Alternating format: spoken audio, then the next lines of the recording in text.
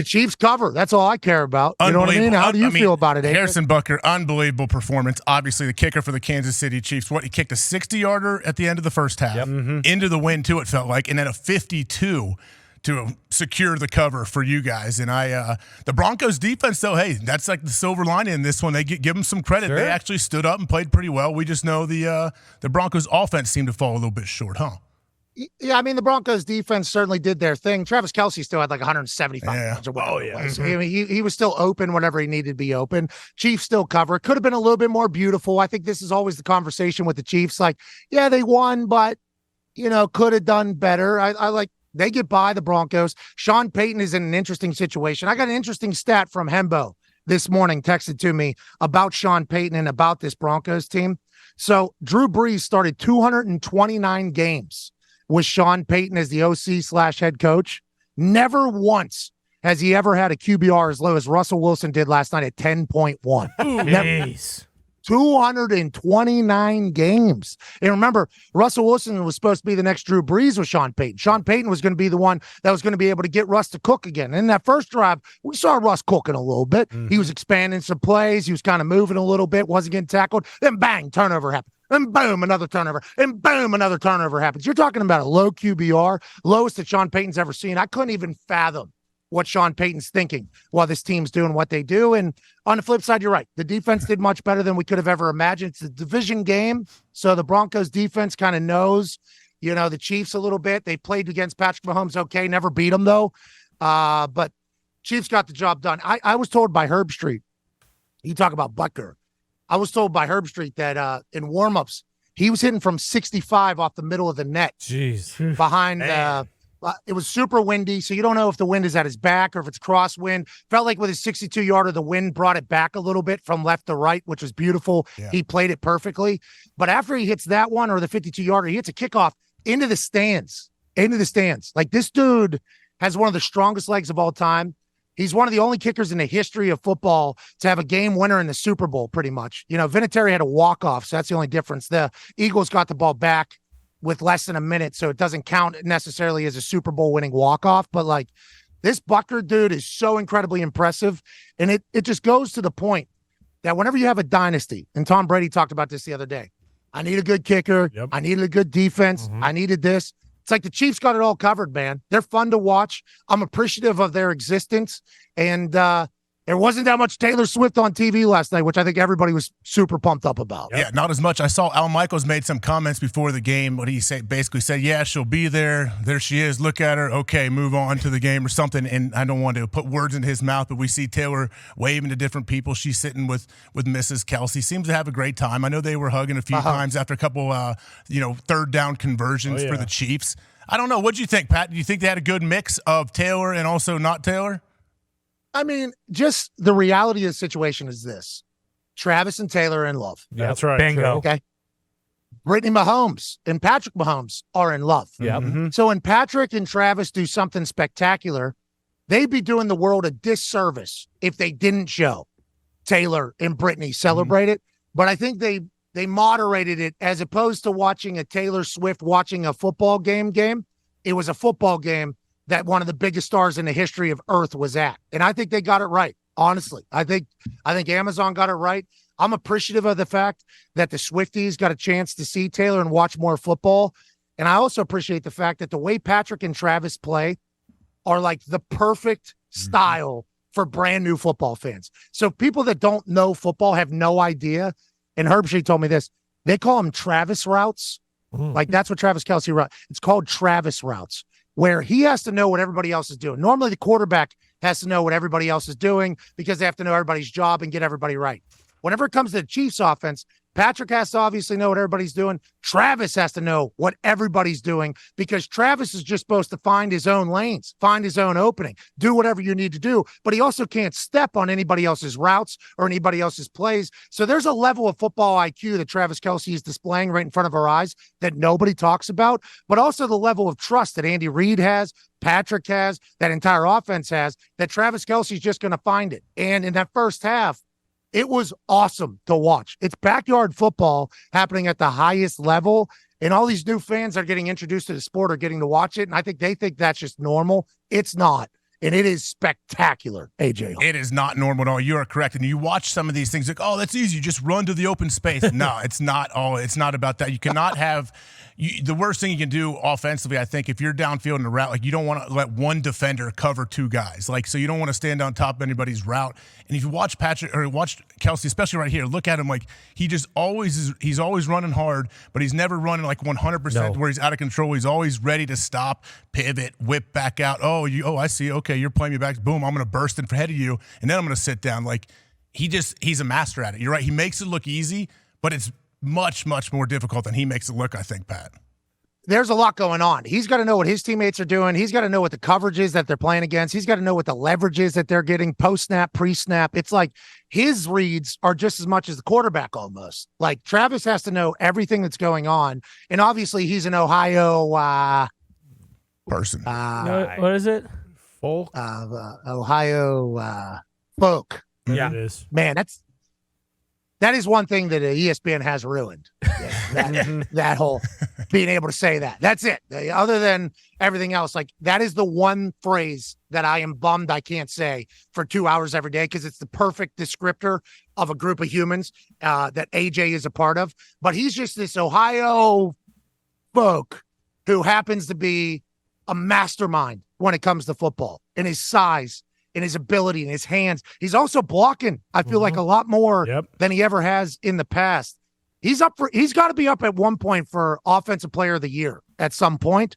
And I don't know if it's going to come this year because of all the extra attention with the 6 commercials and the New Heights podcast being what it is and the Swifties coming in. But, like, we need to appreciate the hell out of watching Patrick and Travis play now that we still have it. And who knows how long it's going to continue to last. There must see TV, AJ. I don't know how many other quarterbacks would be right for Travis, but whenever they drafted Patrick Mahomes to come to the Chiefs, and Alex Smith was obviously doing his thing, I doubt that Travis Kelce thought to himself, oh, this is the perfect quarterback that I'm supposed to play with. But what a match made in heaven over there. Sorry, Diggs. No. I was just going to add to your Kelce, shockingly, is not even in the top 15 for Offensive Player of the Year. And that blows my mind, because I don't think anyone besides quarterback is more valuable. Maybe Tyreek Hill. Probably Tyreek Hill and him. But, like, if the Chiefs were to lose Kelce, like, if the Dolphins lost Tyreek Hill, I think they could figure it out for a little bit. If the Chiefs lose Kelce, like, I don't know what they do without Kelce. Like, as far as a weapon is concerned, I think he's probably the most valuable in the league that's not a quarterback. Well, and think about, I don't know how he's going to do with Fauci, but, like, when he sits down at the table to debate RFK Jr. And Aaron Rodgers, I assume he's going to do well there because he's Travis Kelce and he's seemingly good at everything.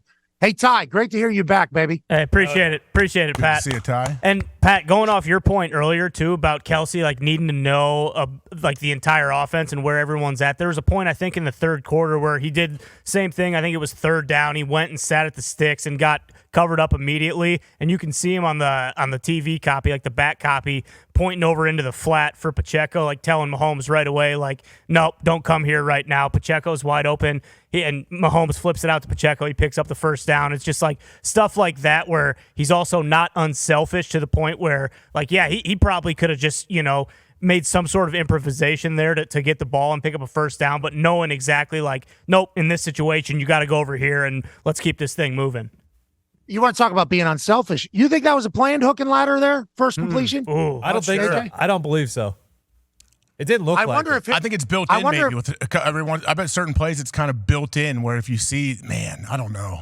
I don't think so. Because old cuz, who is it, Gray, I think? Yeah. Right? I can't see the... Yeah, no, Gray is like... Did they ask he's him about running afterwards? He's running at like a perfect pitch relationship. You know what I mean? Like, they talk about quarterbacks and running backs having like a perfect pitch relationship, how far.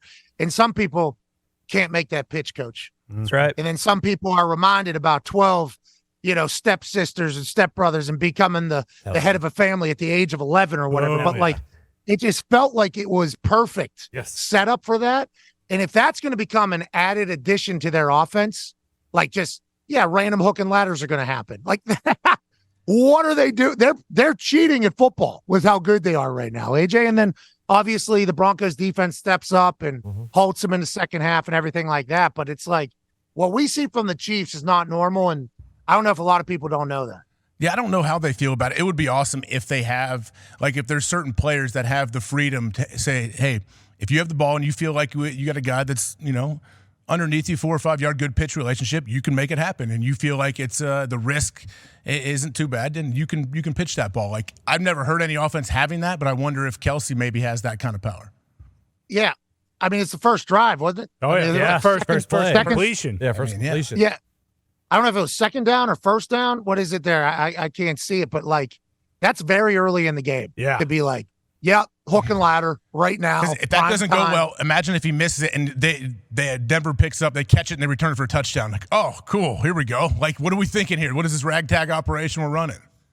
And Travis Kelce didn't even think about it not going well. Nope. Which is a whole nother thing. Like their confidence is unrattleable. I think Patrick Mahomes now has had a couple situations, but last game and then this game where it's like that doesn't look like Patrick Mahomes. Like that isn't a standard Patrick Mahomes, but then he gets right back out on the field, and when they need it, they have it. It's like they're special, bro. They are absolutely a special bunch. I also think Andy took last night to get rid of some of their trick plays that he didn't think would work, because there was a few trick plays last night that got shoved up their ass. Yep. I think Andy did that on purpose to show the players, against the Broncos, hey, these ones aren't going to work. We'll use them tonight because we don't need anything else tonight. But I think he got rid of those last night too. How about that fake field goal, AJ, huh? How about the fake field goal with the brotherly shove? That's a tough one. Winchester, the long snapper, that guy's been really good at throwing balls between his legs upside down for a while, okay? I got mad respect for that guy. I don't know how often he trains getting under a D tackle, which is what's kind of needed for the tush push, the brotherly shove. And I think if you watch the replay, that's where it all kind of crumbled. Because Tommy Townsend, the punter, he was pushing. I don't know if you guys seen it. Oh, yeah. I saw it. He was pushing the hell out of Gray. Was it Gray again? It was Noah Gray again, yeah. I think it was Gray again. He was pushing the hell out of it. But it doesn't matter what you're pushing if the center isn't able to get under, which furthers the point. What the Eagles do with that, yes, and what Jason Kelce is able to accomplish, this isn't some gimmick. That's a skill. And I appreciate Andy Reid putting it on the long snapper to say, you could do what Jason Kelce does, right? But I don't know if that's necessarily always going to work out. And obviously last night it did not. Yeah, it's always weird when teams do that. Like, if you're going to go for it and you have Mahomes, you would think, like, hey, let's have Patrick Mahomes maybe put the ball in his hands and then, Andy Reid draw up a play. But do you think that the Kansas City Chiefs weren't rattled because Steve Smith decided to point his guns elsewhere and not at Kelce in that situation? Is that why you think the Chiefs were able to win so dominantly? All right, we'll dive into that here in a second. But to go off your point about having Patrick Mahomes on a team and Pacheco and everybody and the run defense that the Broncos have on a 4th and 2 instead of doing a fake field goal. Like when I was with, obviously, the Colts, but at the beginning with Peyton Manning at the helm. And I would play quarterback against our defense in practice. I would also run scout team running back every once in a while. I worked out with the linebackers. Like everybody on the team knew that I was pretty athletic. And then I was seeing all these other punters get this opportunity, like throw deep balls in the game and like throw check downs and then run it. And I'm like, yo, well, how come, right? Like, I feel like I'm a weapon here. I don't know how many guys I'm seeing these punters complete passes. I can throw the ball just as good, if not better than all of them. You give me some backup quarterbacks. I think I can sling this thing. I mean, I've been all-time quarterback in the neighborhood since I'm like 7, 8 years old. Like, what are we doing here? I got a nice speech about, hey, Pat, yeah, you're great at practice. We appreciate what you do whenever you're looking at that card, throwing against the scout team and everything like that. We have Peyton Manning on our team, okay?